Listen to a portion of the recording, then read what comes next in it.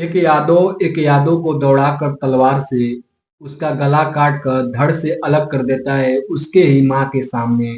माँ कटा हुआ गला लेकर रोती है, बिलखती है। दोस्तों, पूरी कहानी जानने के लिए वीडियो में लास्ट तक बने रहिए। दोस्तों, ये कहानी है उत्तर प्रदेश के जौनपुर जिले की। जौनपुर जिले में एक गांव पड़ता है, कबीरुद्दीन गांव।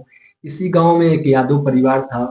इस परिवार में 5 बेटियों में एक बेटा होता है, माँ होती है। जो पिताजी होते हैं वे हमेशा बाहर ही रहते हैं काम काज के चक्कर में।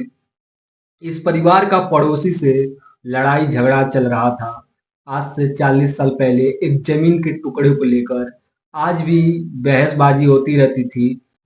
कल सुबह इस परिवार का एक लड़का जिसकी उम्र 16 साल है और नाम है अनुराग यादव, ये उस जमीन पर जाकर घास छील रहा था। तभी इसके पड़ोसी आते हैं और इसके खिलाफ विरोध करने लगते हैं कि तू घास क्यों छील रहा है, घास मत छील, यहाँ से चला जा। इन लोगों के बीच बहसबाजी होती है। बहसबाजी होने के बाद गांव के कुछ लोग आते हैं और मामले को निपटा कर चले जाते हैं। फिर अनुराग अपने घर पे आता है। सुबह का समय होता है। वो एक पेड़ से दातुन टूटता है और करने लगता है अपने घर के थोड़ी दूर पे जाकर। फिर इसके पड़ोसी वापस आते हैं। अनुराग अपने घर से थोड़ी दूर पे दातुन कर रहा होता है।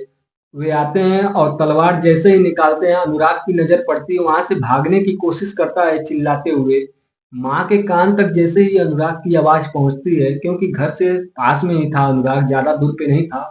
माँ जैसे ही घर से बाहर निकलती है देखने के लिए, तब तक जो आरोपी होते हैं अनुराग का गला काट कर धड़ से अलग कर देते हैं। शरीर कहीं और होता है, गला कहीं और होता है। माँ ये देखती है तो गले को उठाकर बिलखती है, रोती है। आसपास के लोग आते हैं, पूरा भीड़ का जमावड़ा लग जाता है। पुलिस प्रशासन को बुलाया जाता है। जब तक पुलिस आती है तब तक आरोपी फरार हो गए रहते हैं। पुलिस आरोपी के घर जाती है तो आरोपियों के पिताजी बस घर पे होते हैं। पिताजी को गिरफ्तार कर लेती है।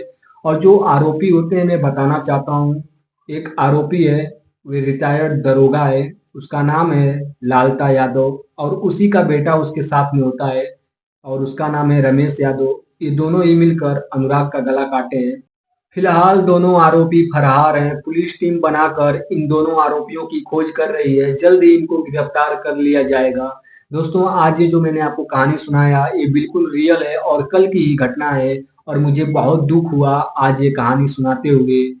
दोस्तों, आज की कहानी में बस इतना ही। मिलते हैं किसी और कहानी में। अगर कहानी पसंद आई तो प्लीज हाथ जोड़ के गुजारिश है कि हमारे चैनल को सब्सक्राइब कर लीजिए। मिलते हैं किसी और कहानी में। तब तक के लिए जय हिंद।